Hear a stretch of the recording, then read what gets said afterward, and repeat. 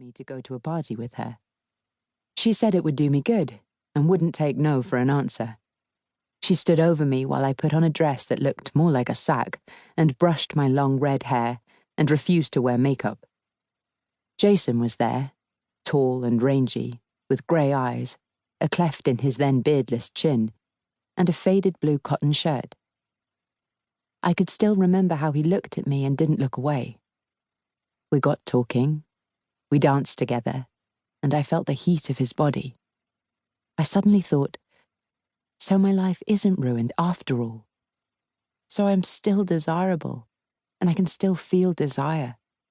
So my boyfriend was a scumbag and my girlfriend crap, but I can still laugh and dance and have sex and feel life rippling through me. I can begin again. We'd gone on to a bar in Camden High Street. I remember I had a tequila and my head swam, and I was thinking to myself that I had to be careful. I mustn't be a fool, not again. Jason laid his hand over mine, told me that he was with someone else, and it was as if he had slapped me. I was suddenly sober. I said I wasn't going to get involved with anyone who was in a relationship. I knew what it felt like to be betrayed.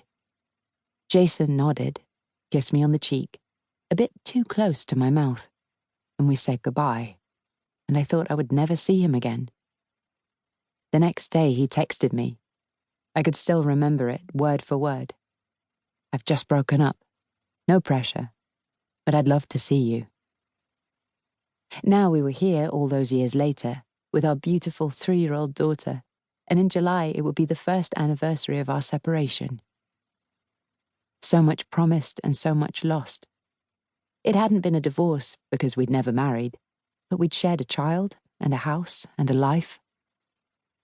The young, fresh-faced barista came over with the drinks. She put the large mug of hot chocolate in front of Poppy. "This is for you, young lady, I guess."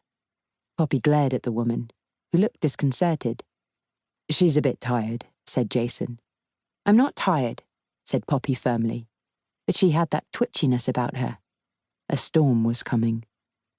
The woman raised her eyebrows and moved away. "How was your weekend?"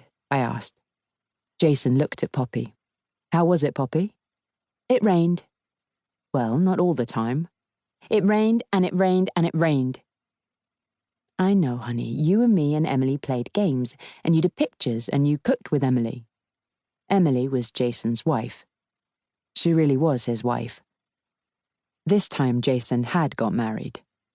Poppy had gone to their wedding. I had made a yellow dress for her and washed her hair the night before, and later I saw the photograph of the 3 of them. A whole new family, without me in it. "That sounds good," I said, trying to sound like I meant it. I did mean it, I told myself. How could I not want Poppy to have a good time? I looked at my ex-partner. "Thanks, Jason." Jason smiled again, his small secret smile inviting my complicity, him and me against the world. He'd always been like that. "We're doing okay, aren't we?" "How do you mean?" "Us two." He gestured towards Poppy, who was dangerously lifting her mug. "People make such a mess of it. They turn on each other. We haven't done that." I slid my eyes to Poppy. She had chocolate round her mouth, and she was carefully blowing into her drink. Poppy often seemed to be in her own world, not paying attention. But she was a human sponge, soaking up everything. It was impossible to know what she saw, what she heard, what she understood. We haven't, and we won't. When we agreed to separate, we laid down ground rules. Never to be angry with each other in front of Poppy. Never to compete for her. Never to try and buy her affection with treats and toys, or not be firm with her about behavior or the structure of her days. Never to let any disagreements leak out into our relationship with her. Never to criticize the other to her. Always to collaborate on how we raised her. Always to assume that we had her best interests as a priority, and to trust each other as parents and so on. There were loads of them. It was like a self-help book. Jason wrote them all down, and he emailed them to me, as if it was a contract, and by and large we had kept to it. I looked at the man who was the father of my child. He used to hate buying clothes for himself, so I would buy them.